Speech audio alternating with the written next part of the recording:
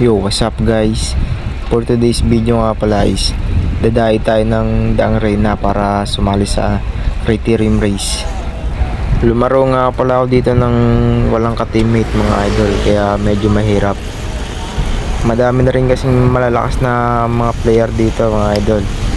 Talagang dinadayo na rin tong Daang Reyna eh. Yung mga malalaking team mga idol dito na rin nag-e-ensayo.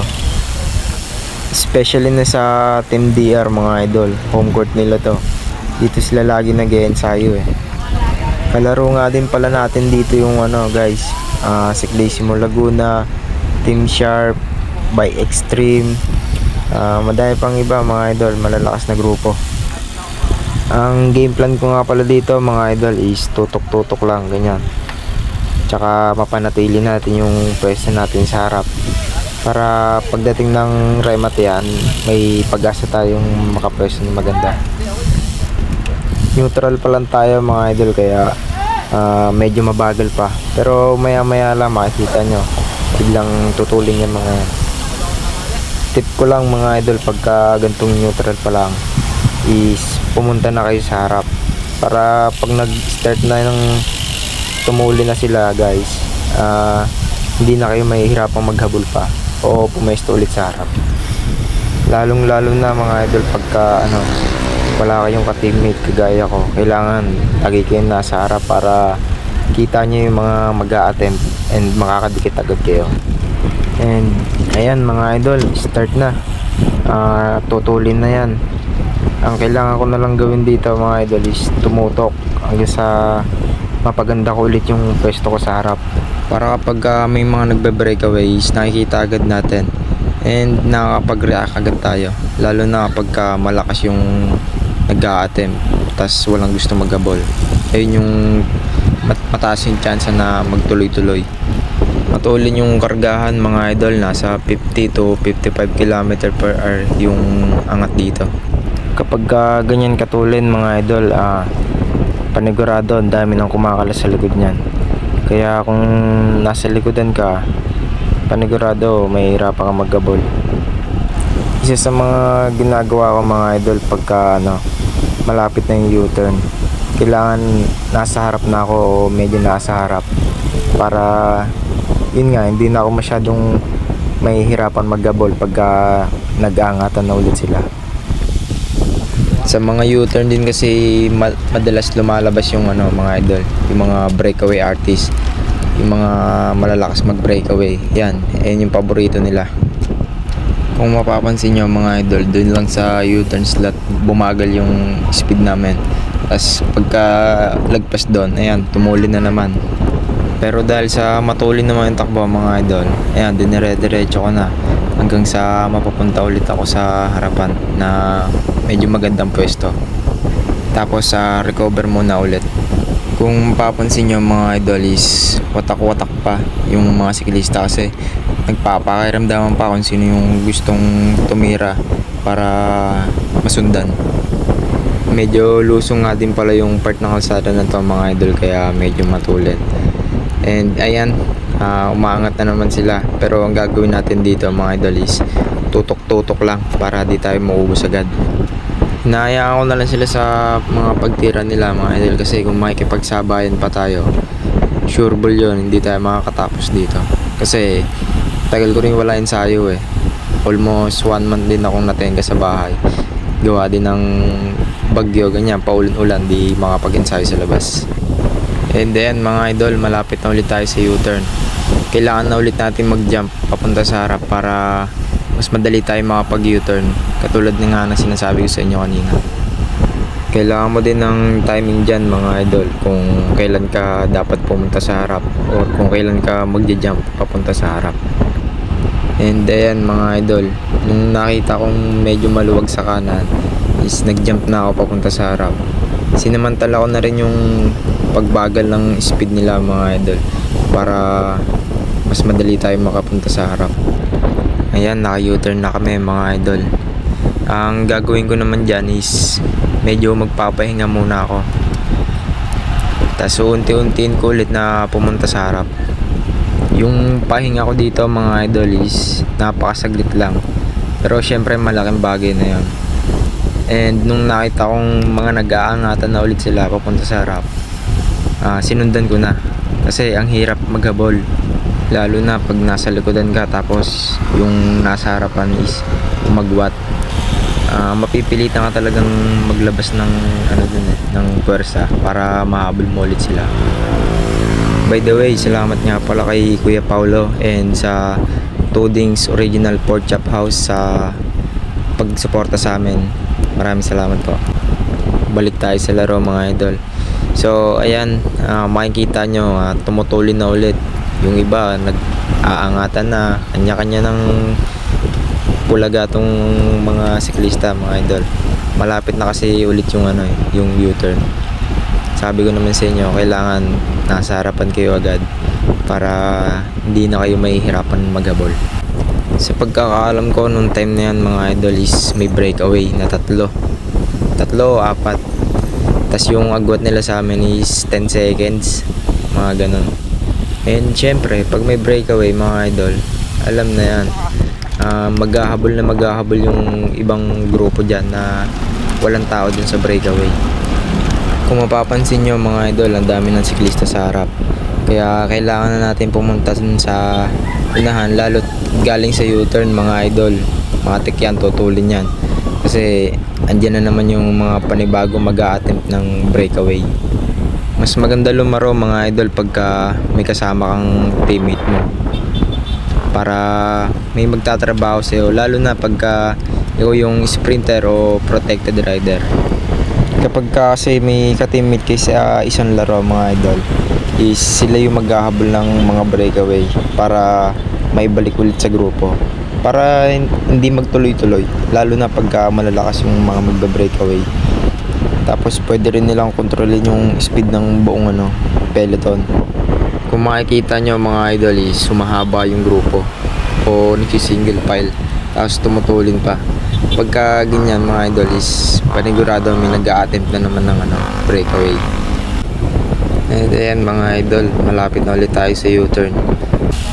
So ayan mga idol, U-turn na. And makikita nyo na maganda yung pwesto natin.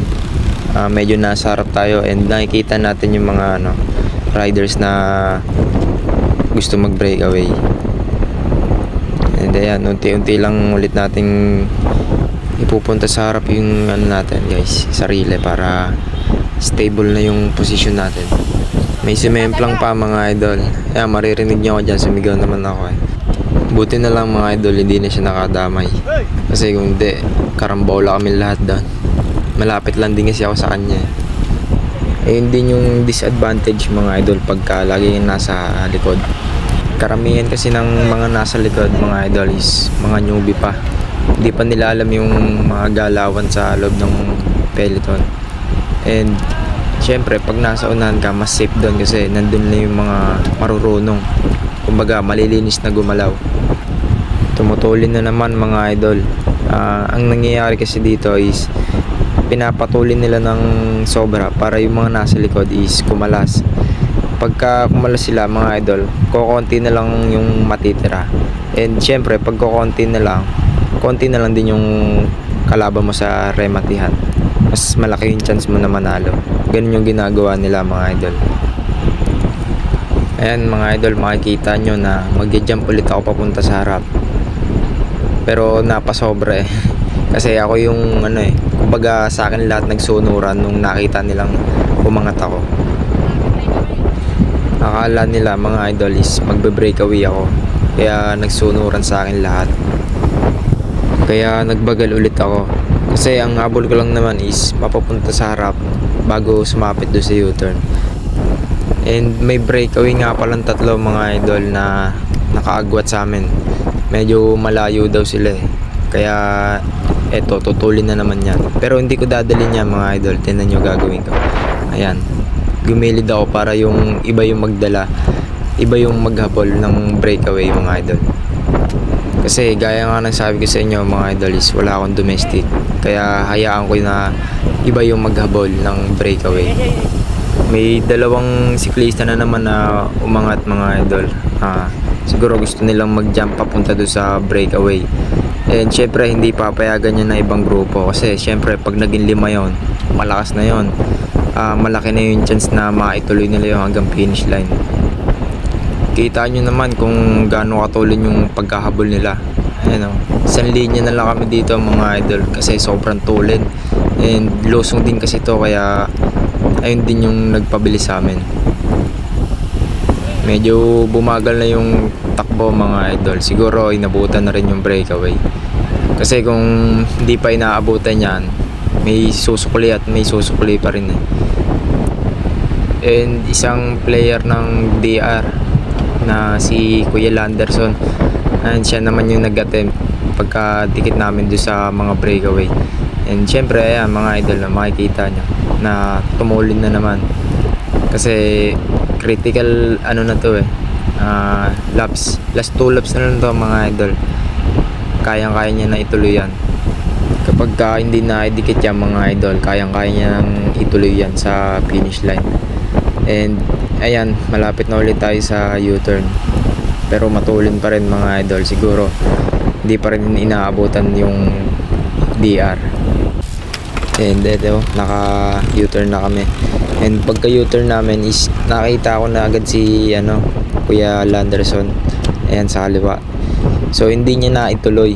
Ang lakas kasi talaga ng mga naghahabol dito guys. Pagka nag-succeed yung breakaway, ayun, talagang malalakas yung nag-breakaway.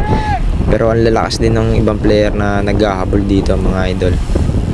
Kaya ayan, settle ulit yung grupo. Ayan, papakiramdaman ulit kung sino yung gusto mag-attempt mga idol. Ayan. Ang gagawin ko na lang talaga dito is talagang tiisin hanggang sa matapos. Kung kakayanin, kung makakaremate pa, bakit hindi? Kasi sabi ko nga sa inyo mga idol is halos isang buwan tayong tenga, walang pedal. Kaya kung makakapwesto tayo dito ng maganda-ganda is chamba na lang yan. May mga paisa-isa na ulit na nag-a-attempt ganyan. Pero pag nakikita naman ng grupo na hindi malakas ganon, na hindi kaya ituloy, is hindi naman nila hinahabol agad. Kumbaga hinahayaan muna nila. Pero pagka ibang player yung nag-attempt, tas nakita nila na medyo kargado, talagang malakas yung player na yun, ayun, maghahabol agad sila. Hindi na nila papalayuin yan mga idol, didikitin agad nila yan. Madami rin kasing malalakas dito mga idol, kaya mayat maya yung suklian. Yan, katulad na lang dyan mga idol umangat agad siya kasi malapit na yung U-turn. And sinundan siya ng isang Team Quezon. And nakita ng grupo na medyo ensayado yon, kaya ayan, tutulin na ulit niya kasi susundan na nila agad yan. Hindi na nila hayaang makalayo. Last lap na nga pala to mga idol, kaya yung mga nag-a-attempt is hindi na talaga nila pinapakawalan kasi kayang-kaya na yan eh. 2 kilometers, bali 4 na kilometro isang ikot, kayang-kaya na nila ituloy yan. And ayan, tutulin na naman yan mga idol kasi hindi lang kita dito, pero inabutan na yung dalawang nag-attempt. And syempre pag inabutan na yan, may bagong mag-a-attempt na naman. Ayan mga idol, sobrang tulin niya mga idol. Tiningnan ko sa speedometer ko nag 60 kami dyan mga idol, lalo't lusong. Ayan, kaliwat kanan yung tira. Ayan, nagpo-form na rin kasi ng lead out yung ibang grupo na may mga sprinter. Sa pagkakataon na to mga idol is hinaharap ko na yung mga sprinter ng iba't ibang grupo. Syempre pagka sprinter ka, ang hahanapin mong player is yung sprinter din, para sa kanya ka tututok. Ang ginagawa ko sa dito mga idol, pagka wala akong ka-teammate or wala akong lead out, yung mga kapwa ko sprinter yung ginagawa kong lead out. And kapag nakita mo na yung sprinter na gusto mong tutukan, huwag mo nang pakawalan. Ano mo na yun, ipaglaban mo na yung gulong niya. Wag ka na magpapasingit mga idol, ganyan.